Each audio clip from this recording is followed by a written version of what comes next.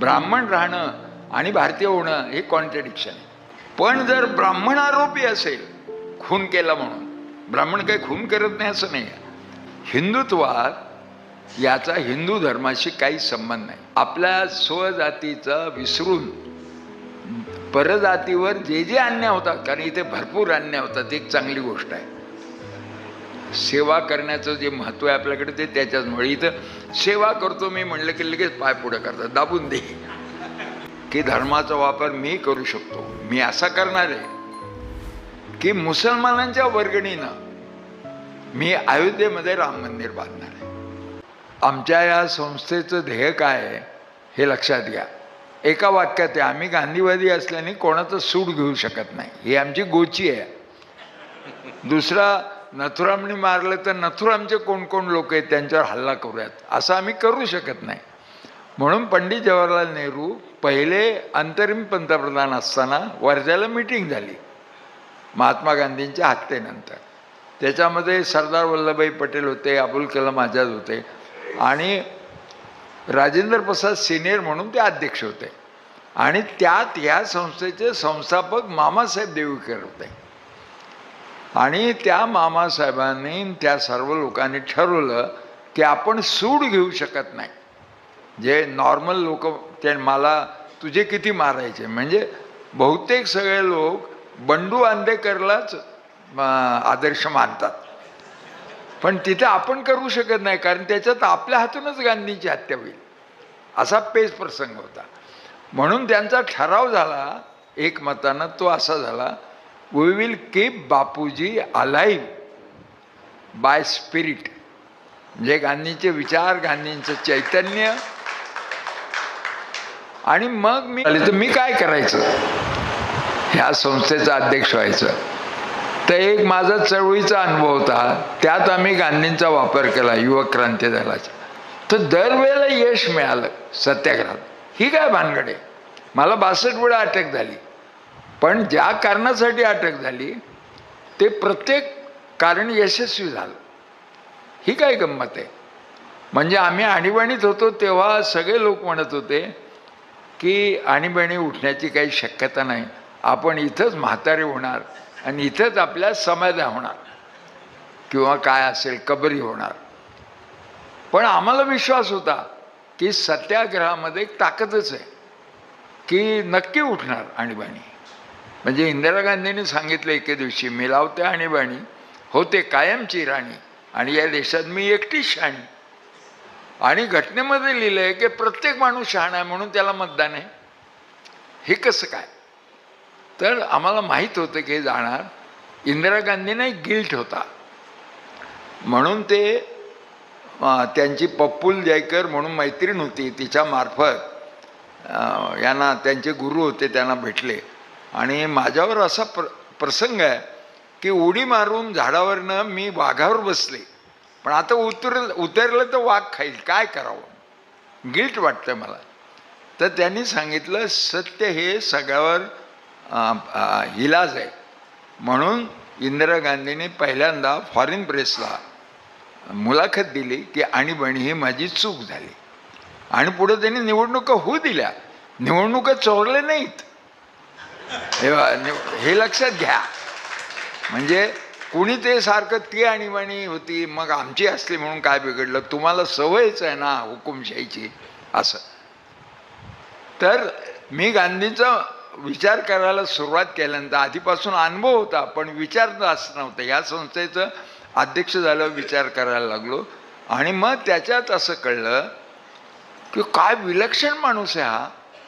फारसा हुशार नाही, 45% वाला, फारसे संस्कार पुरोगामी झालेले नाही, फार श्रीमंत नाही, कर्ज काढून शिकायला गेला बॅरिस्टर व्हायला. पण हा मनुष्य थोडाफार अनुभव घेतो दक्षिण आफ्रिकेत आणि परक्या देशात जाऊन काही शिकतो की इंडियामध्ये एकत्र नसतात, त्यांच्यात बंधुभाव नसतो, पण दुसऱ्या ठिकाणी तुम्हाला इंडियन मानतात, मद्रासचा असो पंजाबी असो. तर तसं तिथल्या गौरवर्णीय राजवटीने यांना इंडियन म्हणून अनेक कायदे केले होते आणि ते काळे कायदे म्हटले जायचे.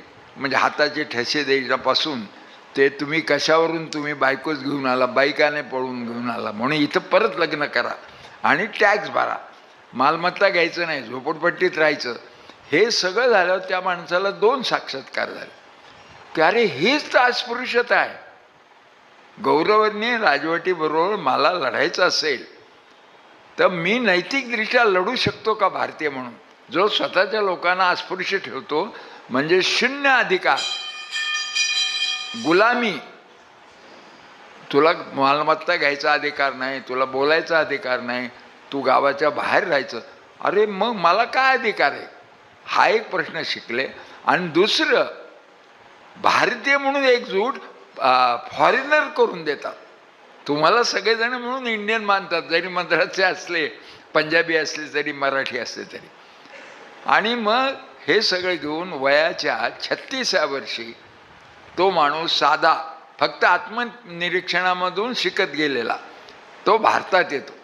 गोखले त्यांना बोलवतात, तिकडचा प्रश्न सुटलेला असतो आणि सत्याग्रह नावाचा हत्यार सापडलेला. हे सत्याग्रह हत्यार काय माहिती आहे का? प्रत्येक माणसाला अशा आयडियाज द्यायच्या की समाजात आपोआप न्याय टिकेल आणि कुठलंही हत्यार नाही वापरायचं.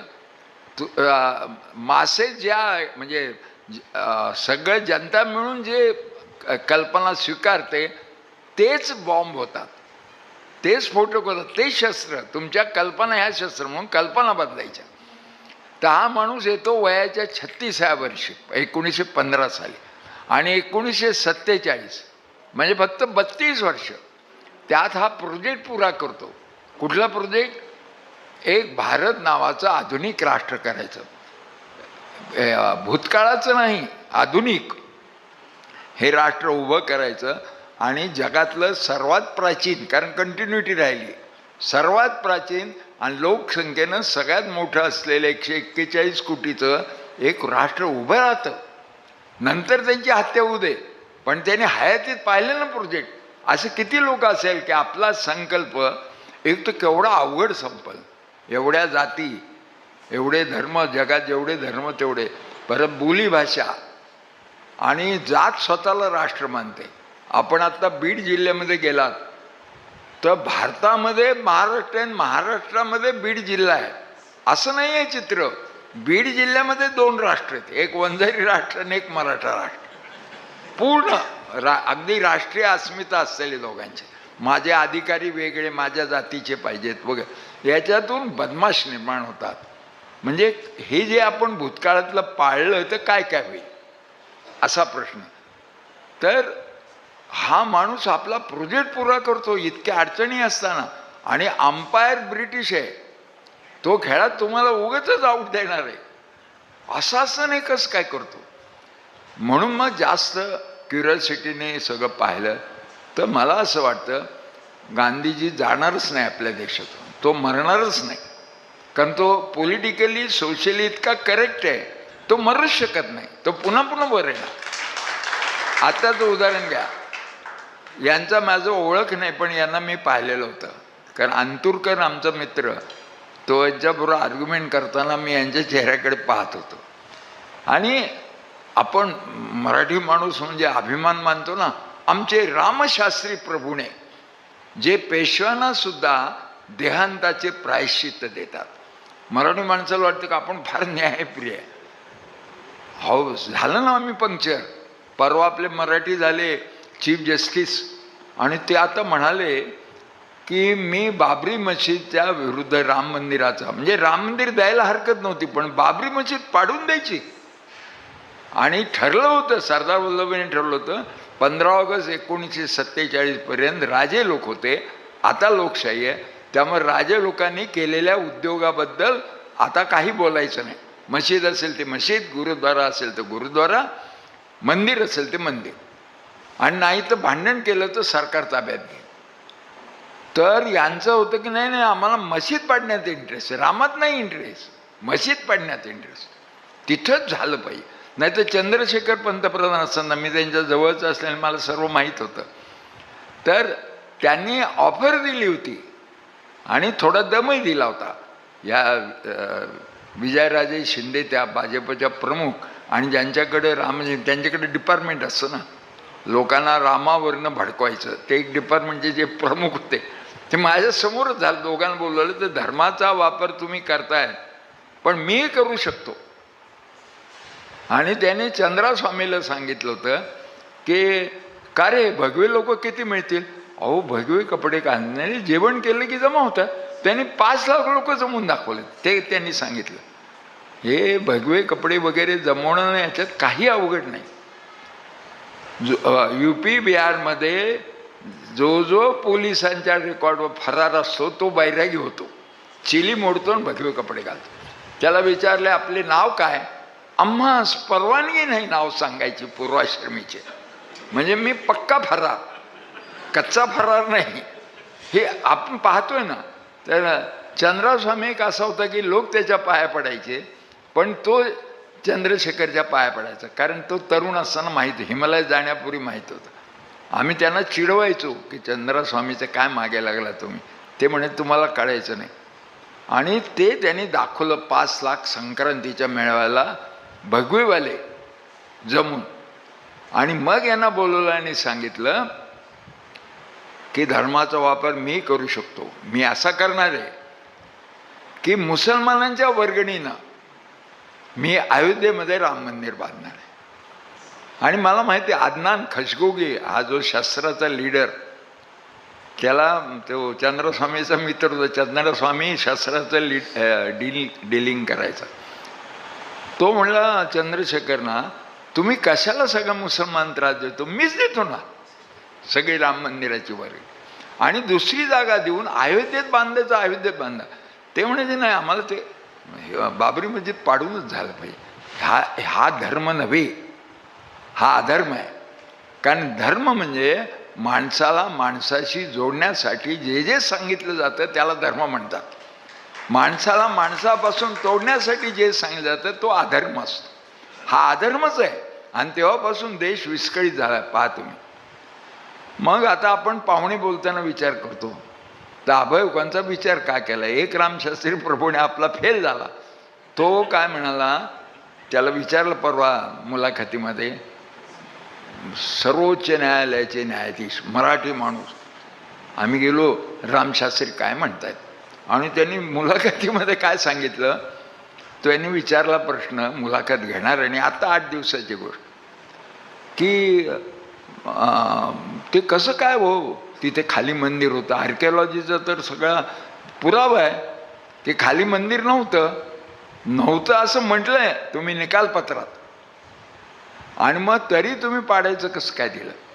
आणि वर्शिपचा जो कायदा की 15 ऑगस्ट 1947 नंतर पूर्वी जे होतं ते होतं, ते कसं काय? आणि तुम्ही हे जर ते म्हणाले पण तिथे ते पाडलं होतं ना मंदिर. परत पुरावा आहे, निकालपत्रात आहे. त्या निकालपत्रावर यांची सही आहे.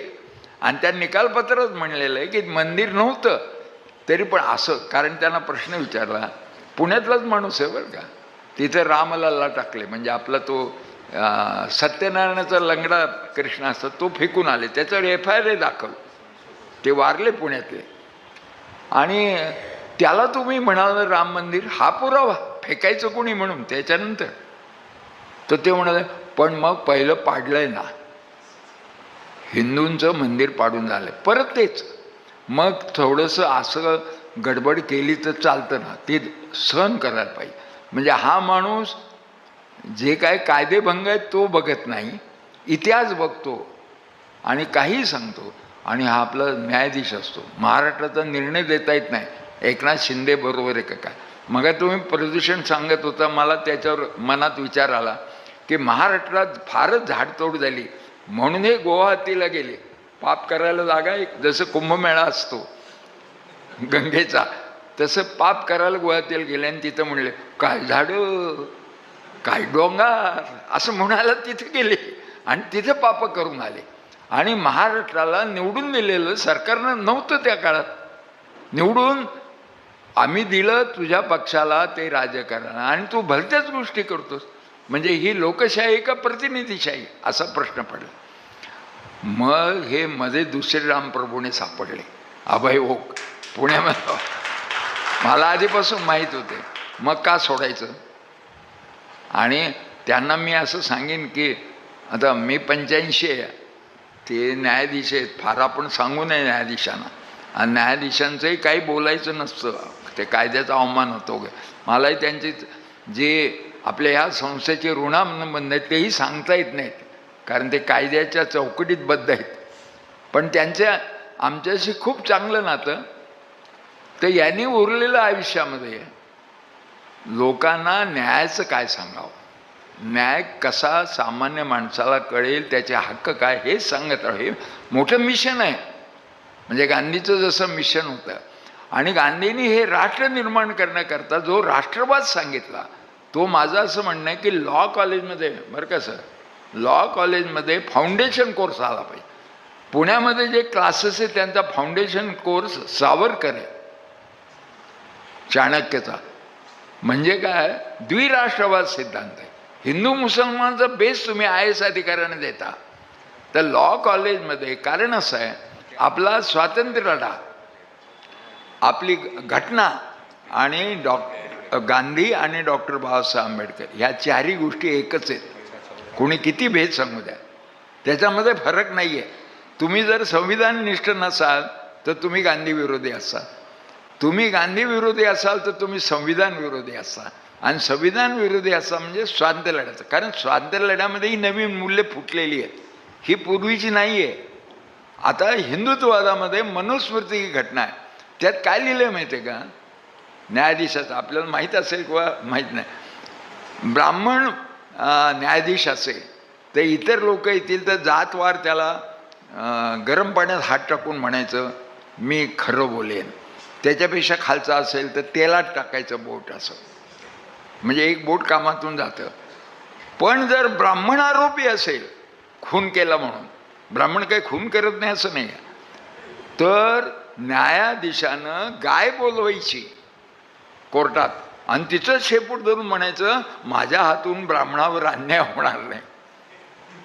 मी म्हणजे किती पार्शल न्याय होता. पार्शल न्याय हा जगामध्ये न्यायच नसतो.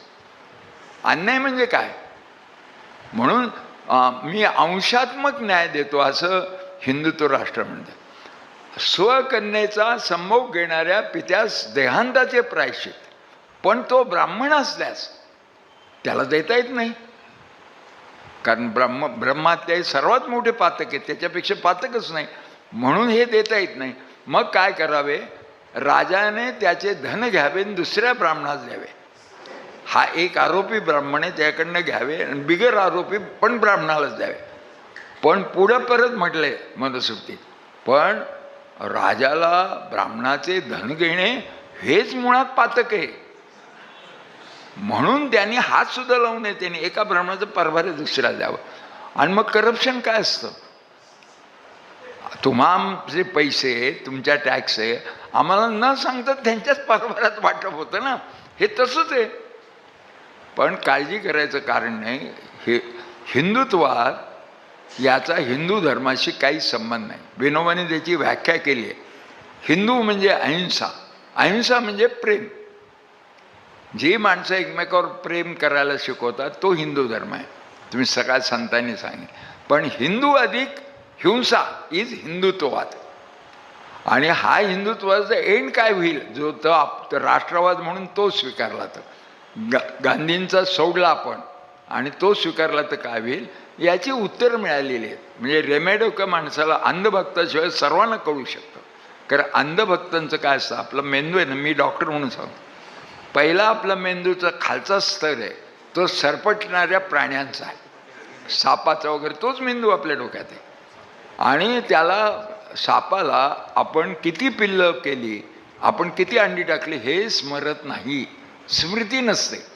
नंतर दुसरा थर आला तो सस्तन प्राण्याचा, हे माझं मूल आहे, मुला प्रेम करावं, पण मुलाचं संरक्षण करताना बाकीचे सगळे वाईट आहे, म्हणून पॉझिटिव्ह निगेटिव्ह जास्त असं त्याच्यात. आणि त्याच्यानंतर उत्क्रांतीमध्ये फक्त माणसाला न्यूओ कॉर्टेक्स आला, म्हणजे वळ्या त्याच्यात तो असतो. आता त्या संघाचे 100 वर्ष होता, 100 वर्ष त्याने असे लोक केले की त्याचा वरचा न्यूओ कॉर्टेक्स खरूनच टाकला, फक्त सरपटणारा प्राणी. कशाला विचार करतोस? वरून आदेश येतील ते पालन कर. असं झाल्यानंतर हिंदूच राष्ट्राचं काय होतं? तर हे आपल्याला 2 उदाहरणं आत्ता नजीकच्या वर्तमानात काळात मिळाले. एक नेपाळचं आणि एक लडाखचं. हे दोन्ही बुद्धिस्ट प्रांत आहे. म्हणजे हिंदू धर्मातला त्यातली त्यात उत्क्रांत भाग म्हणजे बौद्ध धर्म. नेपाळ पूर्ण बौद्ध होता. पण राजपूत जेव्हा हारायचे लढाईत तेव्हा नेपाळला पळून जायचे. म्हणजे नेपाळ आपल्या सायबेरियासारखा होता, रशियाचा जसं सायबेरिया. तर त्यांचा झाला राणा समाज. तो मूळचा नेपाळी नाही. आणि तुम्हाला म्हणाल पुरावा काय, तर विजयराजे शिंदे ज्यांनी भाजप स्थापन केलं त्या नेपाळीच होत्या ना. ते फक्त इकडच्या राजपुतांशी लग्न करतात. ते राजपूत जमात तिथे गेली राणा, आणि त्यांनी हिंदू राष्ट्र आणायचा प्रयत्न केला. रेझिस्टन्स व्हायचा बौद्ध आणि हिंदू राष्ट्र. म्हणून शेवटी 1962 म्हणजे फार जुनी गोष्ट नाही, आपल्या हयातीतली 1962 साली हिंदू राष्ट्र झालं. आता हिंदू राष्ट्र म्हटलं की उत्तराखंडीचं असतं, खालच्याला काहीच अधिकार नाही, मग वरच्याला थोडे थोडे थोडे. आणि तुला अरे अधिकार दिले नाही, ब्राह्मणांना सगळे अधिकार आहेत.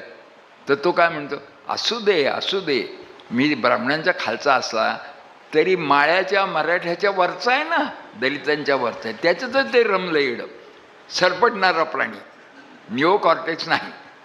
तर हे उच्च नीच भेद हे गांधींनी काढले, आपल्या स्वातंत्र्य चळवळीनं काढले, आणि ते संविधानाने काढले. आता ओक सर हे सांगत होते, मूलभूत हक्क तो व्यक्तीला आहे, जातीला नाही दिलेला अधिकार, समूहाला दिलेला नाही, व्यक्तीला दिलाय मूलभूत अधिकार. कारण सगळ्यांचे अधिकार काढून घेण्यात आले होते. आणि दलितामधले सुद्धा पुरुषांचे स्त्रियावर जे अत्याचार व्हायचे ते तसेच चालू होते. ब्राह्मण पुरुष जे ब्राह्मण स्त्रीवर अत्याचार करायचे, तसेच दलित पुरुष दलित स्त्रीवर अत्याचार करायचे. त्यामुळं त्यांनाही सहन व्हायची. हे काही का असे ना, कुणीतरी खालचं आहे ना. मग सर्वात स्त्रिया, ब्राह्मणीपासून दलिताची बाई, तर ही घटना स्त्रियांना मुक्त करते, हे महत्त्वाचं आहे ना त्याच्यात.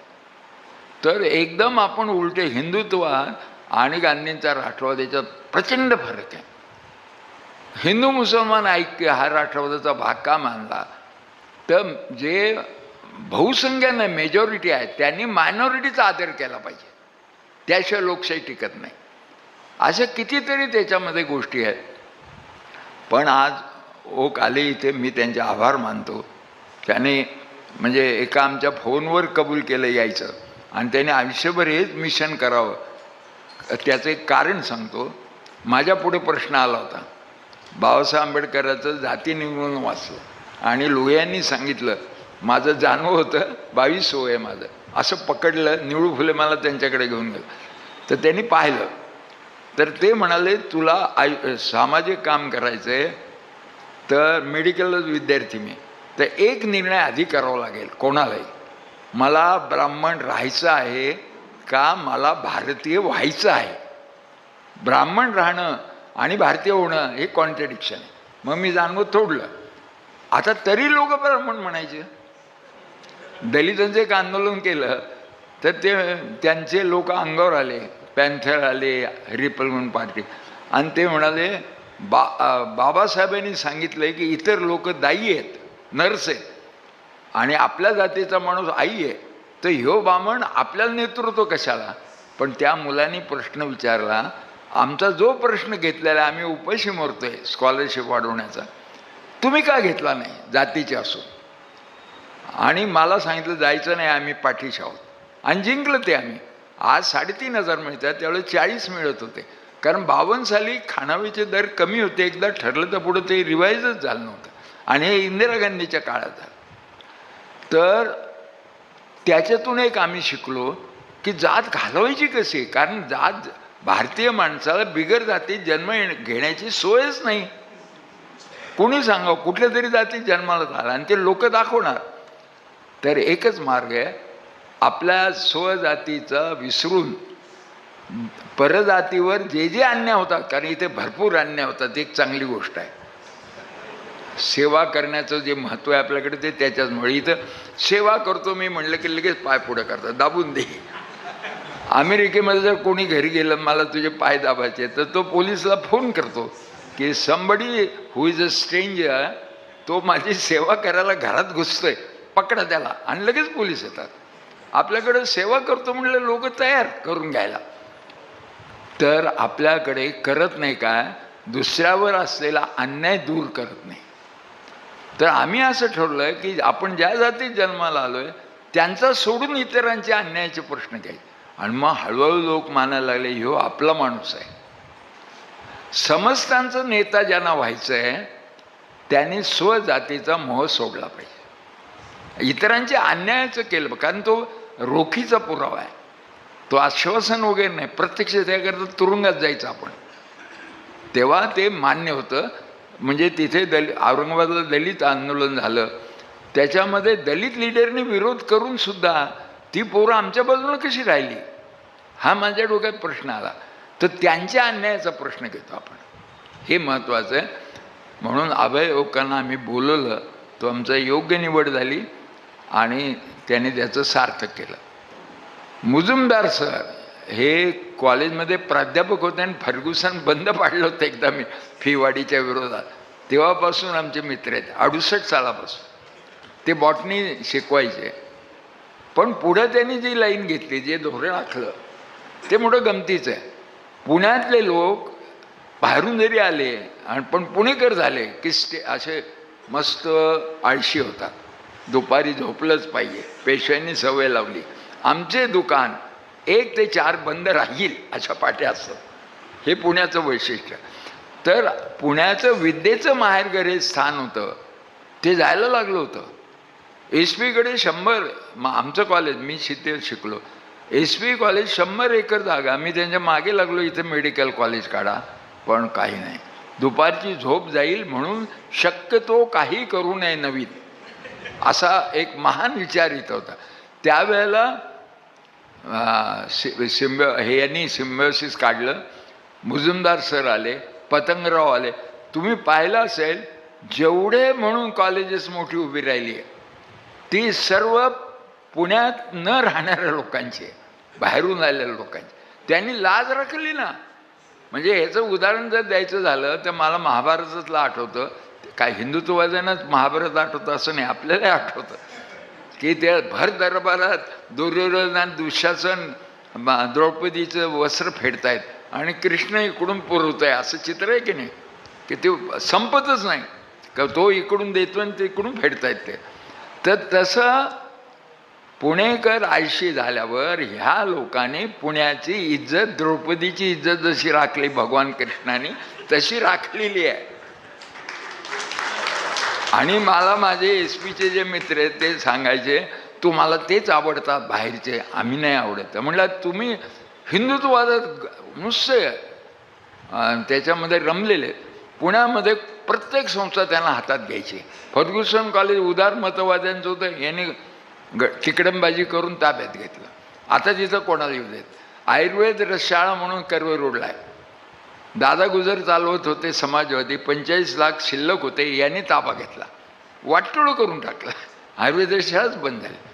कुठली हुजूर बागा ताब्यात घ्यायची, वाटोळं करायचं संस्थेत. हे काय आहे? आपल्याकडं सारखे येतात आमचं ट्रस्टी घ्या. कसं काय घेईन मी? पहिल्यांदा मी तुम्हाला सांगितलं की we have to keep Bapuji alive. तर इथं नथुरामवादी त्यांच्या काय कमी आहेत का संघटना? मी म्हणलं बाबा तिकडं जा तुम्ही, आमच्याकडे नाही घेणार. तर भांडण करतात. पोलीस कंप्लेंट होते दर 2 ऑक्टोबरला, उद्या सकाळी होईल. दर 2 ऑक्टोबरला काय असतं, इथे एक भजन असतं, ईश्वर अल्लाह तेरू नाम सबको सन्मती दे भगवान. आता सन्मती असते न्यूओ कॉर्टेक्समध्ये, वळ्यांमध्ये. त्यांना इतरांना इंटेलिजन्स नसला पाहिजे. लगेच मेधा त्या कुलकर्णी उठतात. गेल्या वर्षी तर असं झालं, मी एम एस जाधव आमचे ट्रस्टी आणि शिवाजी कदम इथेच बसलो होतो आणि तो धावत धावत मुलगा आला. असं एकदम तो क्रिकेटचा बॉल टाकतो तो नाही का, मागे जाऊन पुढे येतो असा, तसा आला आणि असा हातामध्ये मोबाईल. बघा ह्याच्यात ताई आहेत, बोला बोला. मी म्हटलं भजन ऐकून झाल्यावर बोले, मध्ये मध्ये डिस्टर्ब करू नको, नाही तर मी फेकून देईन तुझा मोबाईल. आणि नंतर कळलं की असे आहे. तर ईश्वर अल्लाह तेरू नाम हे जर नाही म्हणलं तर गांधीचा राष्ट्रवादच पुरा होत नाही. भारतातले लोक जर एकमेकाचे शत्रू असतील, ज्यांच्या 20-20 पिढ्या गेल्या, ज्यांच्या समाध्या, ज्यांच्या कबरी इथंच आहेत, ज्यांची प्रार्थना मंदिर इथंच आहे, त्यांना तुम्ही अभारतीय म्हणायला लागला तर हा देश तुटणार परत. पण म्हणून त्यांचं ईश्वर अल्ला तेरुणा म्हणलं की डोकं भडकतं. आता असं म्हणायचं वाटतं की निओ कॉर्टेक्स इतरांची काढण्याच्या नादामध्ये यांनी स्वतःचीच काढले, स्वतःच सरपटलेले प्राणी झाले. 100 वर्ष झाले RSSला, पण 100 वर्षात एक मास लीडर देता आलं नाही. जे दिले ते शहा आणि हे फळं आली. फळावरनं वृक्षाची किंमत ठरते. आम्रवृक्षाची का असते तर आंबे असतात. पण जर तुमच्या याला 100 वर्षामध्ये एकच फळ लागत असेल शहा आणि मोदी, तर तुमच्या वृक्षाचं मागे का जावं? तुम्ही 100 वर्षात काय केलं जे समाजाला दिलंय? तुम्ही तुमच्याबरोबर ज्यांनी संगती केली ते सगळे नष्ट झाले. उद्धव ठाकरे जिवंत उदाहरण आहे.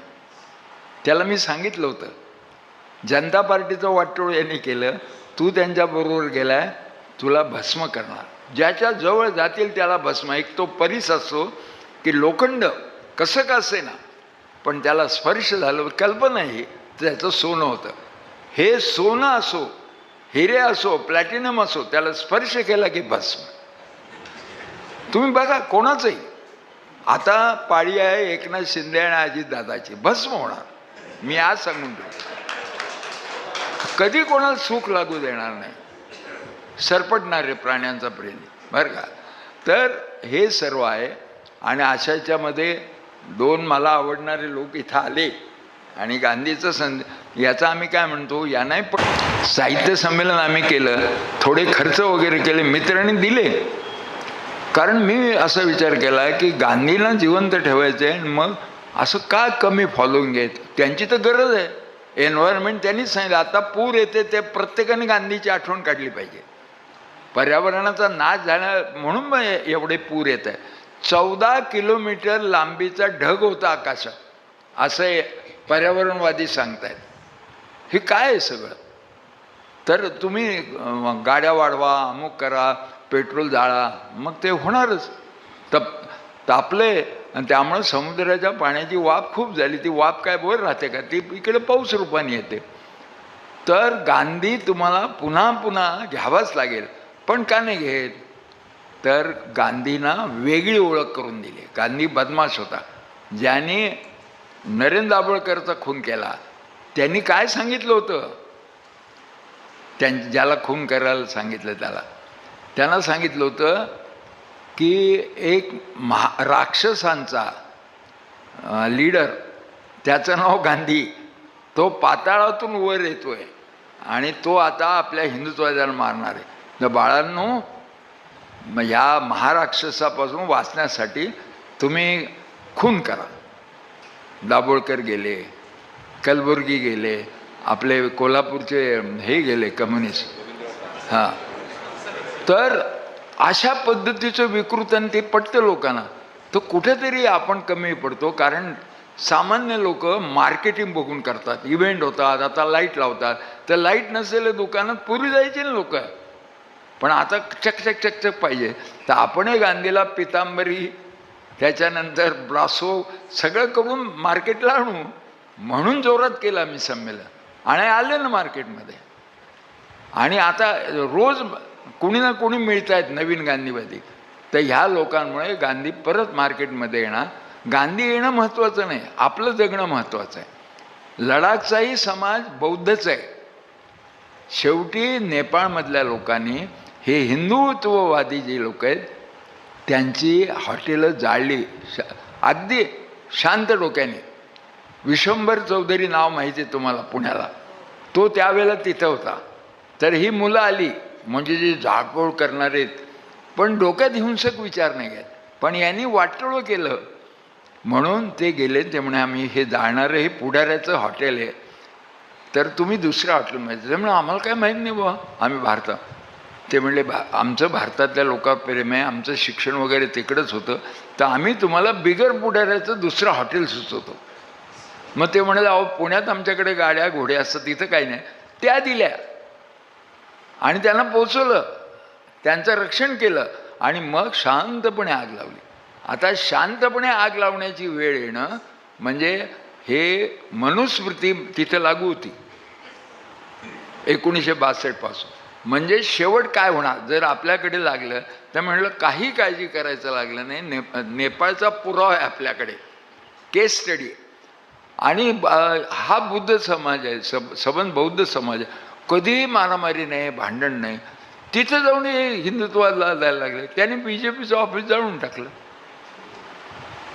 आणि त्याला आश्वासन आहे. तो जो सोनम वांगचुक आपल्याकडे आले होते साहित्याला, आपले मित्र आहेत, ते काय मागतायत, तुम्ही जे म्हणलं ते द्या. भाजपने सांगितलं 370 कलम काढताना की आम्ही लडाख स्वतंत्र ठेवणार आहोत. तेवढ्यावर त्यांनी फटाके उडवले, बरे झाले 370 लावणे. आणि आता म्हणले नाही देत. चीन तिथे एन्व्हायरमेंट अदानीला देऊन टाकायचं सगळा लडाख, कारण तिथं थोरियम आहे. तर लोक नाही उडणार, तर लोक विरोध करणार आणि हिंदुत्व आलं तरी ते नष्ट होणार, हे उघड आहे. पण ते नष्ट होताना फार जखमा करणार. म्हणून आपण ते आधीच थांबवलं. आपण आधीच संविधान मानायला लागलो, आपण आधीच गांधी मानायला लागलो, आधीच बाबासाहेब आंबेडकर मानायला लागलो. आणि जर अवयवकांसारखे लोक असले आपल्याबरोबर तर आपण हे यूज देणार नाही, म्हणजे पुढचा विनाश टळेल. एवढं सांगून मी या ठिकाणी थांबतो. ताज़ा ब्रेकिंग खबरें और विविध विचारकों के विचार सुनने के लिए अभी Karjat live YouTube channel subscribe करें.